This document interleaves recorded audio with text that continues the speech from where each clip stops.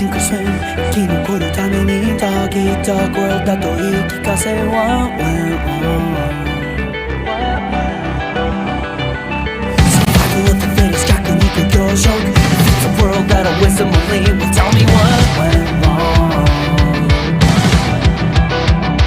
I paid my dues I've sold my soul So tell me what is left for me When I've given up everything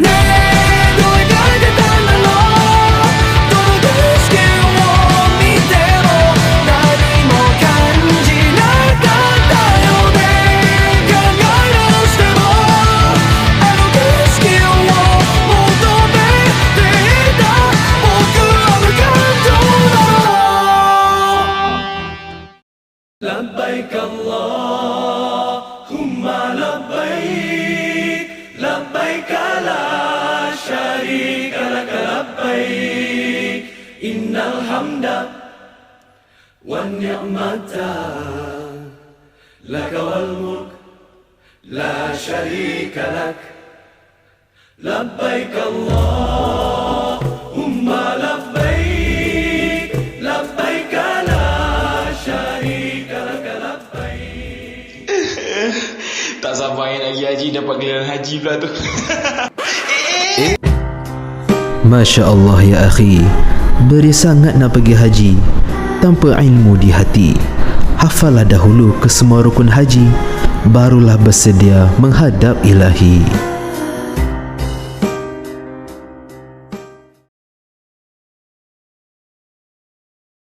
Rukun haji adalah perbuatan yang apabila salah satu darinya diabaikan, maka hajinya terbatal. Dia tidak lagi perlu membayar sebarang pampasan atau wang tebusan. Dan rukun haji ada 5 perkara. Yang pertama sekali ialah ihram, iaitu niat memasuki ibadah haji atau umrah atau ibadah kedua-duanya. Yang dimasukkan dengan berihram iaitu keadaan suci yang menandai dimulainya haji untuk setiap jemaah. Rukun haji ihram ini dimulai dengan membaca niat hingga mengenakan pakaian ihram sebagai penutup aurat dan menjaga kebersihan. Ihram yang merupakan rukun haji dibezakan atas ihram lelaki dan ihram wanita. Pakaian ihram lelaki terdiri daripada 2 lebaran kain yang dipakai dengan cara diikat di bahagian bawah dan diselempangkan ke badan. Sedangkan bagi wanita, cukup memakai pakaian biasa yang bersih serta tidak diperbolehkan menutup muka dan telapak tangan. Sebelum seorang itu berniat ihram sama ada untuk mengerjakan haji atau umrah di miqat makani, maka hendaklah terlebih dahulu seorang itu memakai ihram. Sesiapa yang telah berihram dan berniat demikian, maka haramlah baginya melakukan beberapa perkara yang diharuskan sebelumnya. Niat berihram haji adalah seperti berikut.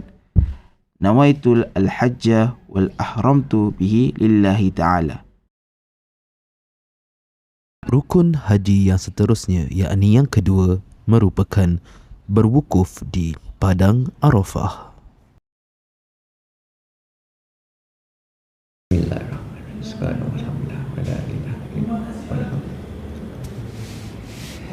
Wukuf di Padang Arafah adalah rukun ibadah haji yang terbesar. Diriwayatkan dalam hadis Tirmizi, Abu Daud dan juga Ibnu Majah, di mana Nabi Muhammad SAW bersabda, wukuf di Arafah adalah ibadah haji yang terbesar. Di Padang Arafah ini, umat Islam dari pelbagai pelosok dunia berkumpul di tempat yang sama dengan pakaian yang sama, terutamanya jemaah haji lelaki. Ini menunjukkan kesamarataan. Wukuf di Arafah bermula apabila gelincir matahari ataupun waktu zuhur pada 9 Zulhijjah dan berakhir terbit fajar 10 Zulhijjah. Umat Islam yang berkumpul di Padang Arafah akan berwirid, berzikir dan berdoa, dan dinyatakan bahawa doa yang mustajab adalah pada wukuf di Padang Arafah. Baiklah, rukun yang seterusnya adalah tawaf. Sebelum itu, ketika hendak memasuki Masjidil Haram untuk melaksanakan tawaf, jemaah disunatkan untuk membaca doa berikut. A'udzubillahi minasyaitonirrajim. Bismillahirrahmanirrahim.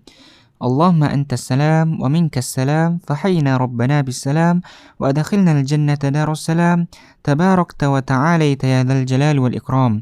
Allahumma iftah li abwaab rahmatik wa maghfiratik wa adkhilni fiha. Bismillah walhamdulillah wassalatu wassalamu ala rasulillah. Seterusnya, berikut merupakan syarat sah tawaf. Syarat sah tawaf adalah sama seperti syarat sah solat. Antaranya ialah niat, kemudian perlulah suci daripada najis atau hadas besar dan kecil. Kemudian tempat tawaf perlulah suci dan jemaah perlulah memakai pakaian yang menutup aurat.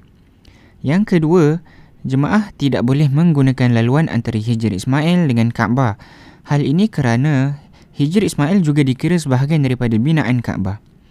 Yang ketiga, jemaah mestilah mengirikan Kaabah sepanjang masa tawaf. Dan yang keempat, tawaf hendaklah dilakukan sebanyak 7 kali pusingan dengan sempurna dan yakin. Baiklah, seterusnya merupakan sunnah-sunnah tawaf. Yang pertama, berittiba' bagi kaum lelaki dengan meletakkan bahagian tengah kain selendang di bahagian bawah ketiak kanan.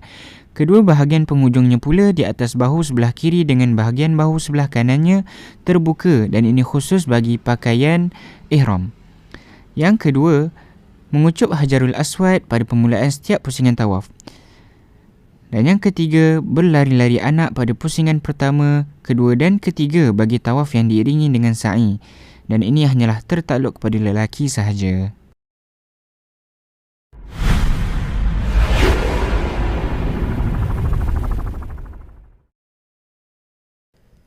Seterusnya, sa'i. Sa'i merupakan rukun haji dan merupakan satu perbuatan mengingati peristiwa Siti Hajar yang berulang-alik antara Bukit Safa dengan Marwah bagi mencari air untuk dirinya sendiri dan anaknya Nabi Ismail AS ketika mana beliau telah ditinggalkan oleh Nabi Ibrahim AS. Baiklah, apakah maksud sa'i ini?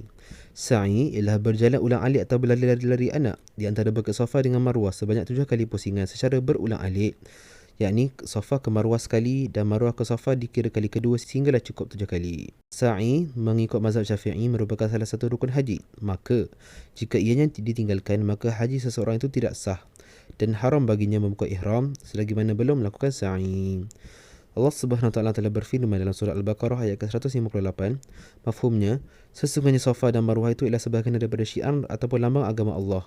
Maka sesiapa yang menunaikan ibadah haji ke Baitullah atau mengajikan umrah, maka tidaklah menjadi salah dia bersa'i, yakni berjalan dengan berulang-alik antara keduanya. Dan sesiapa yang bersukarela mengajikan perkara kebajikan, maka sesungguhnya Allah memberikan balasan pahala lagi Maha mengetahui. Seterusnya ialah apakah amalan-amalan sunat ketika bersa'i. Yang pertama ialah keluar ke tempat bersa'i melalui pintu Safa. Yang kedua ialah menaiki sehingga sampai ke kawasan berbatu di Bukit Safa dan juga di Bukit Marwah sambil membaca ayat ke-158 daripada surah Al-Baqarah tadi, yakni Inna as-safa wal marwata min sya'airillah faman hajja al-baita aw i'tamara fala junaha alayhi ay tawafa bihima wa man tatawwa khairan fa innallaha syakirun alim. Ketiga, menghadap Kaabah dan mengangkat kedua tangan serta bertakbir Allahu Akbar, Allahu Akbar, Allahu Akbar walillahil hamd di Safa dan juga di Marwah. Seterusnya ialah berlari anak bagi lelaki apabila sampai di tempat bertanda lampu hijau sambil membaca doa Rabbi ighfir warham wa'fu wa takarram wa tajawaz amma ta'lam innaka ta'lam ma lam na'lam innaka antallahul a'azzul akram. Seterusnya ialah bermualah, yakni berturut-turut dalam melakukan sa'i. Seterusnya ialah suci daripada hadas besar dan hadas kecil, yakni disunatkan untuk kita berwuduk. Yang ketujuh ialah berjalan kaki ketika mana kita bersa'i. Dan yang akhir sekali, berdoa atau berzikir atau membaca Al-Quran semasa melakukan sa'i. Seterusnya adalah tahallul. Tahallul dari segi bahasa ialah menjadi boleh atau dihalalkan. Menurut syarak pula, perkataan tahallul bermaksud membebaskan diri daripada larangan yang terdapat semasa dalam waktu ihram. Dalam ibadah haji, perbuatan tahallul dijadikan salah satu dari rukun dalam ibadah haji tersebut. Dalam erti kata lain, tidak sempurnalah ibadah haji seorang jemaah haji jika tidak melaksanakan rukun tahallul ini. Tahallul bagi ibadah haji dibahagikan kepada dua, iaitu tahallul awal dan tahallul sani. Pertama, tahallul awal boleh dilaksanakan oleh jemaah haji apabila telah melaksanakan 2 daripada 3 perkara yang dinyatakan. Pertama, melontar jamrah al-kubra. Kedua, tawaf rukun dan sa'i jika sa'i masih belum dilaksanakan. Ketiga, bercukur atau bergunting. Dalam melaksanakan tahallul awal, jemaah haji diberi pilihan untuk melakukan mana-mana perbuatan di atas secara mengikut turutan ataupun sebaliknya. Kedua, tahallul sani ialah bila mana jemaah haji berjaya melaksanakan ketiga-tiga perkara yang telah dinyatakan tadi. Allah SWT berfirman, A'udzubillahi minasyaitonirrajim. Latadkhulunnal masjidal haram insya'allahu aminin. Muhallakina ru'usakum wa muqassirina la takhafun. Memang kena potong? Tak boleh kalau potong? Khusus haji kau tidur ke? Tekan itu pun kau tak tahu.